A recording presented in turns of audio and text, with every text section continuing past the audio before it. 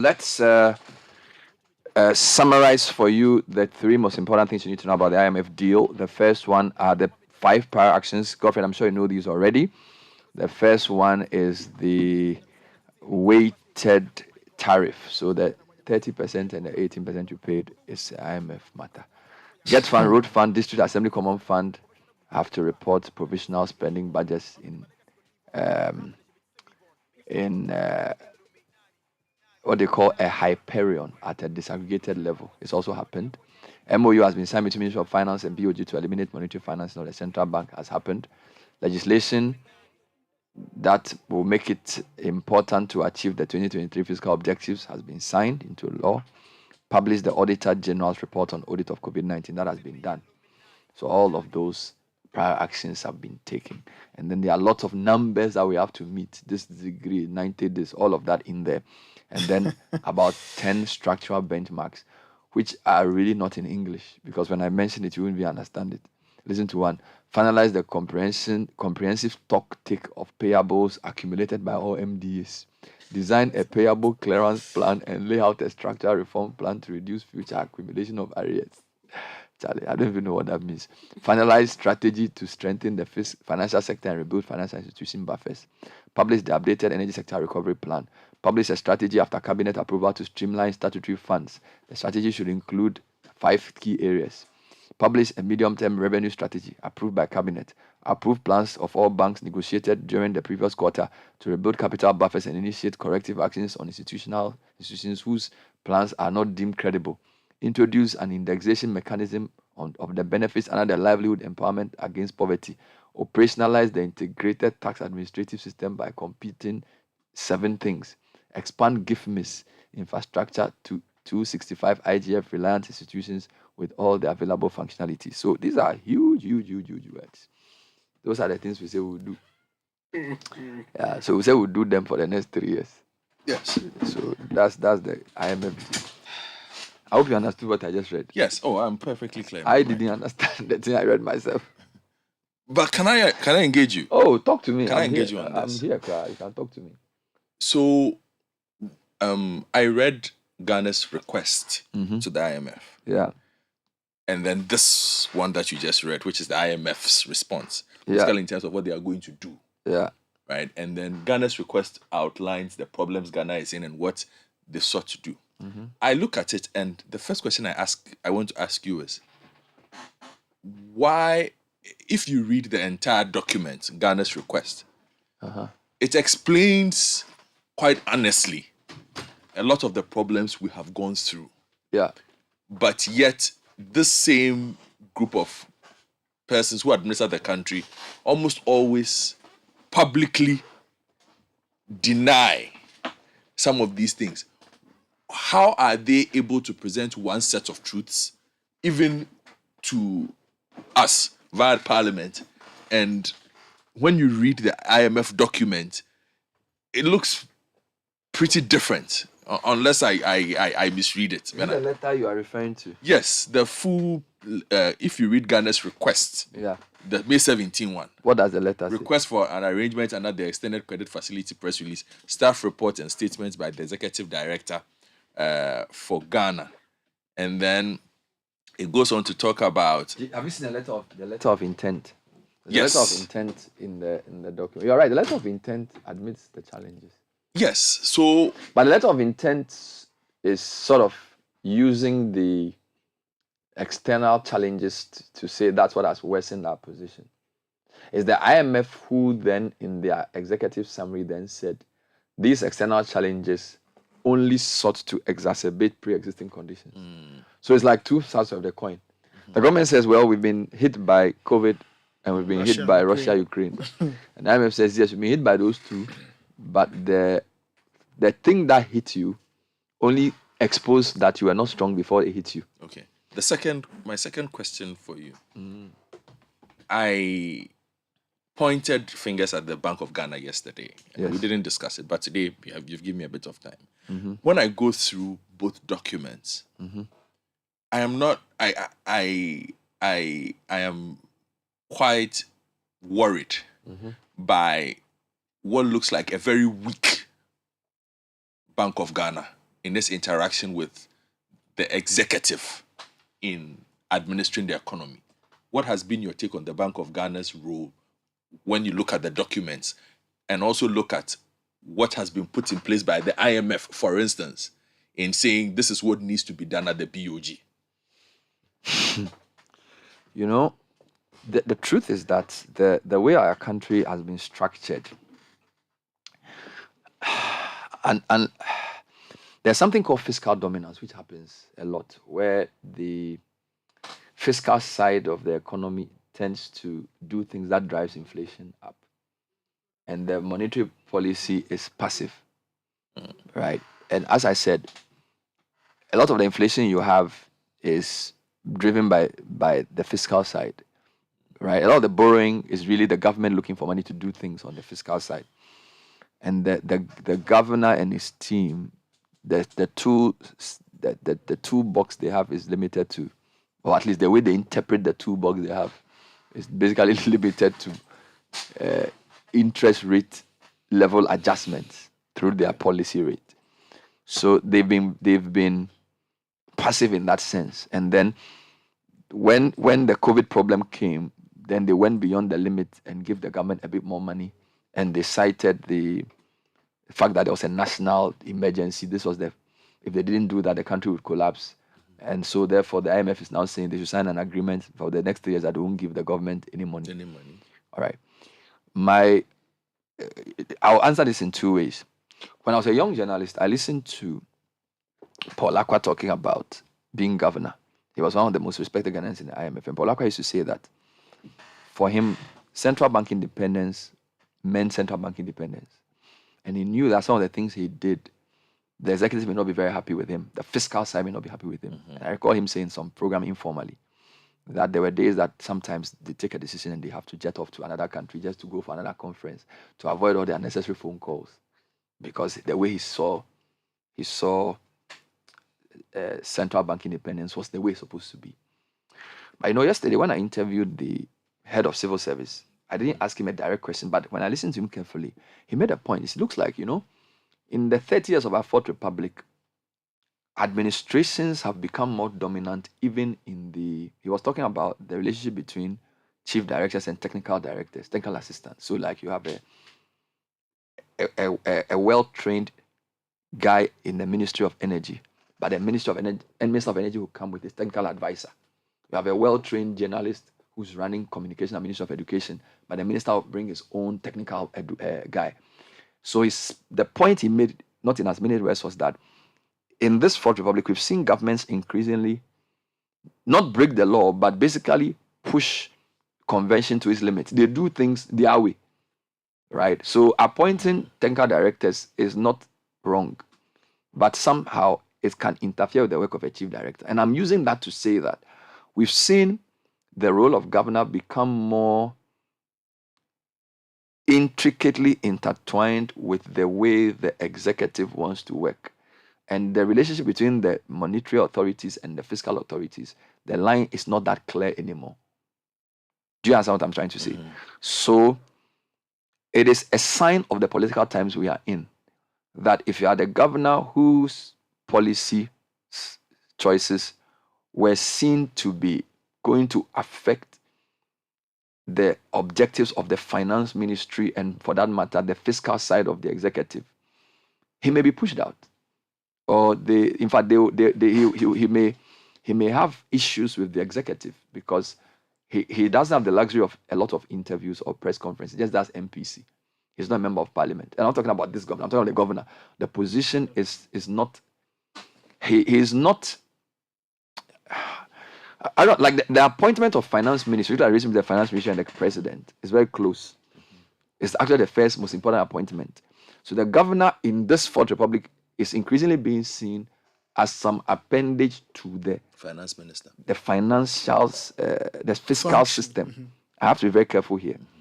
All right, because I know the professional who runs the institution is a high-level professional, and when you listen to him speak on international platforms, he understands the economy very well. But he's been forced by the type of politics we do here to take decisions that I'm sure if you ask his officials, they will not be very proud of. but they cannot also come out in the open and condemn the fiscal side. But we know that it's fiscal, you can call it populism, that has led us here. From free SHS to all the things we've said we'll do, and the borrowing that has gone through the roof, with some of it the governor has also, the Bank of Ghana supported.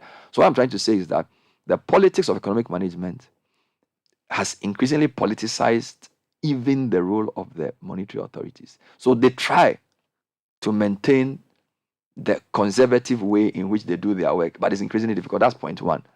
Point two, there's also a view that generally fiscal authority, monetary authorities in Africa, Ghana not being an exception, are playing it too safe, still doing inflation targeting when they should do other things.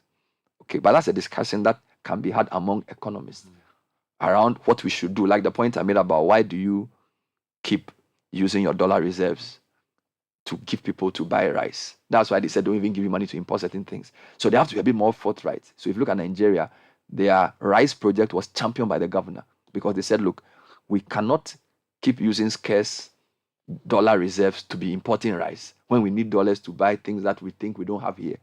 So they are more forthright and they are more proactive in a sense. Ours are seen to be more reactionary because the fiscal side is stronger. Do you understand what I'm saying? So I don't want us to personalize it and say this governor. What we need to look at is that it's a trend. What happens to the NDC MPP is that when one opposition person sees that this person did this and got away with it, when they come, they do it worse. That's what tends to happen. So there were some days that you couldn't even bring BOG into public discourse like this. But right now, it's become easier because of the kind of politics we run, the political economy. So I think that the reflections of the people running the monetary system would be different in public than in private. That if you met them at, say, a closed door session at the AFDB, and you ask them what is happening in Ghana, they will obviously tell you that the fiscal side is too powerful and we are limited in what we can do. But when you go to MPC and Toma Emi here ask that question, you can't say that. Because when he says that, a junior communication person in one constituency will start insulting him on the radio. And he doesn't have the political organization to go and tackle that. So he would rather just do his economics and keep quiet. But when he meets IMF people in a room and they ask him, he will say, he will open the cards and say, this is why we have, which is why they signed the MOU. Because if he doesn't have that protection, he will do what the fiscal people want. And just Please, I hope you understand what I'm saying. Yes, and just to elaborate on some of the things that you are talking about. So, for instance, the BOG Act is going to be revised to strengthen central bank independence and mitigate fiscal dominance. The amendments to the Act will feature a stricter limit for monetary financing, mechanisms to monitor and enforce compliance, and a clear definition of emergency situations under which the limits can be temporarily lifted. Pending legislative changes, the BOJ and the Ministry of Finance signed an MOU, which is a prior action, to eliminate monetary financing during the program. An ongoing updated safeguards assessment will provide additional support for designing changes to the BOG Act. It will review the authority's gold purchase and gold for oil program and associated risk for the BOG. The BOG's balance sheet will be affected by the debt restructuring. The government and the BOG will assess the impact and develop plans for its recapitalization. So, Bernard, I hear you. Okay. Yeah, so what I'm saying is that what you are saying is weak. I feel like it's not fair because it's a complicated situation.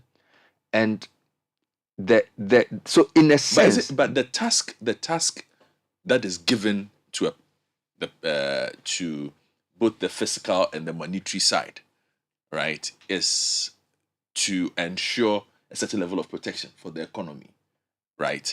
So if that is not done, and the explanation for it is, well, there are stronger powers at play than who can weigh on the decisions that are supposed to be made for the benefit of the entire economy. I struggle with that. What I'm saying, you see, there are two things. In advanced economies, what our governor has done is normal. That's why I said that 2 days ago. I said to you that in the world, right, it's socialism for the rich, capitalism for the poor. Okay. In economics, we say it's Keynesianism for the wealthy countries, monetarism for the poor.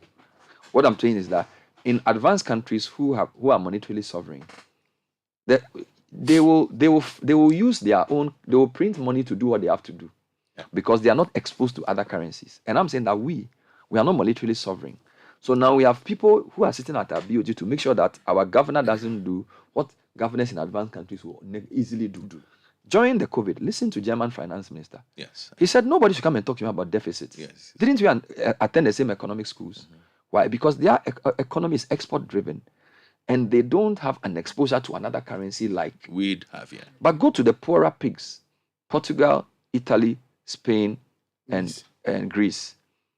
They've sold their monetary sovereignty by joining the EU. Right? Now, monetary sovereignty is a continuum. A country that can have a floating exchange rate, that can tax its own citizens, should be able to limit its susceptibility to another currency by reducing debt in a foreign currency. And I'm saying that the whole game in Ghana makes the dollar the center of our economic life, which we don't control. So as soon as Janet Yellen raises her interest rates, all the investors here who are speculative anyway, they are coming here because we have probably weaker rules and we have higher returns for them. When higher returns show their face in America, they will leave us. Then the whole thing crumbles. Okay. So what I'm saying is that what they've done is not necessarily unethical, but it's because our economy history makes what they've done inimical in the short term. Okay. Now, my final question to you, so that I think Sky also has a couple of things that he wants to deal with. If you look at all the solutions that have been proffered and some of the reforms, and it's heavily littered with reform. If you look at the IMF documents, structural reform, so they call it, as to whether that is how it will end up, we leave it to you, the economists, to figure out. But we are looking at restructuring it at a certain level with the SOEs. They're not very happy with how SOEs are run. They're not happy with the BOG. They are not happy with our social welfare expenditure. So they talk about free senior high school and all those things. Is this a good deal? That's a multi-million-dollar question. For me, okay. After 3 years, if we're able to complete 70% of these things that they said we should do, because the reason I'm pegging at 70%, I read most of these things, and I'm reading the 2015 one that we did. You see, this is what I was baseline. saying. It looks the same. Yeah. You see, the reason I'm not happy with this deal is that it's like all the previous deals. It's not going to solve our problems in the long term. That's number one. Number two, they have front-loaded our pain. All right? They've increased their tariffs. They've increased taxes in a high inflation environment. They've given us haircuts. They've appropriated our investments in their debt exchange program. So all our savings have been taken over by the government. Meanwhile, government's an inefficient allocator of resources. They've taken our money to solve a problem that they created, and the IMF has endorsed that. So it cannot be a good deal. Number two, there's no guarantee that they will learn from this. Do you get me? There's no guarantee that they will learn from this. So how is this a good deal for me? We have worked ourselves into a box. So we needed some help from the IMF. We'll get 3 billion. We'll dispense it to whatever they want us to dispense it. I suspect as soon as our international credit ratings start going up, we'll go back to the market and borrow more. Further worsening where we are. In the past 20 years, we've moved away from non-concessionary loans from concessionary loans to highly non-concessionary loans. So from soft loans to hard loans, from blue to red. You understand? We've also increased the domestic component of our debts, which is also bringing systemic risk. And then we've started dallying with China more. So now to even get us a creditor committee is more complicated. We've worked ourselves into an almost impossible situation. And to make matters worse, we've had a very, I want a word that will not be seen as arrogant, like a very, how do you say it in English? Recalcitrant or obstinate. It's not your words, not mine. Government Stubborn. National Cathedral, free SHS, school feeding, all these big, grandiose things that you have not even properly reviewed to know if they are Yeah. value for money. And now you are being forced to. IMF is telling you that do a VSHS is not well targeted. Everybody said it. Everybody said it. Do you need IMF going to tell you? Is there anything IMF is telling us to do? Go and take the document that the bondholders signed with some ACES and compare it side by side with the structural benchmarks. It's the same thing. It's the same thing. So you've just gone to take soft loan from IMF for 3 billion, because the 3 billion there, you will pay it, but it's softer than to take it from some other person. But that's all you've done. So me, I'm not very optimistic. I'm not very, very optimistic. I feel like you will get some temporary relief from the market because you've worked yourself into a corner that the market now is holding your kahunis. So your inflation will reduce, your exchange rate will stabilize, Citi will strengthen, the ratings game will go up a bit. Then you'll go back to everyone and go and borrow 1 billion. And then that 1 billion will continue another cycle to prop up the Citi. So I'm not seeing any radical thinking, I would say, beyond the IMF, we are going to do this or that, which is why I feel I don't even want to say it's a bad deal or a good deal. It's what we do with it. So for you, it's not what it does, it's the lessons we learn. Because if your policies are all, if you are going to keep dollarizing your economy, you're going to keep importing food, you're going to import everything, you are just going to go back into the same problem. So it's a cycle that you are just part of. It just happens that sometimes you're on the trough, sometimes you're on the peak. So when you're on the peak, you boast. When you're on the trough, you blame external people. But you are still going around in circles. So so things will improve from now. And that improvement will give politicians impetus to campaign. Oh yeah. Then whoever wins the 2024 elections, so this is my prediction. Things will improve, at least for the government side, not for you. Things will not improve for you. I know, I'm going to suffer. Things will improve for the government till like maybe they finish the election. To do propaganda. So they'll use the benefits of the deal to campaign. And NDC2 will say that no, things are bad because you are suffering. But the government is getting some money, so they'll pledge on some road here. They'll go and fix the road I spoke about today. Then they'll speak some things. Then they'll campaign. Then whoever wins will say, we have to accept reality, that things are bad. Then they'll start a new program of austerity. So it's the optimism is not there. I'm not. Okay. I'm not. Sorry, it's early in the morning. I don't want to. And then to make matters worse, Sky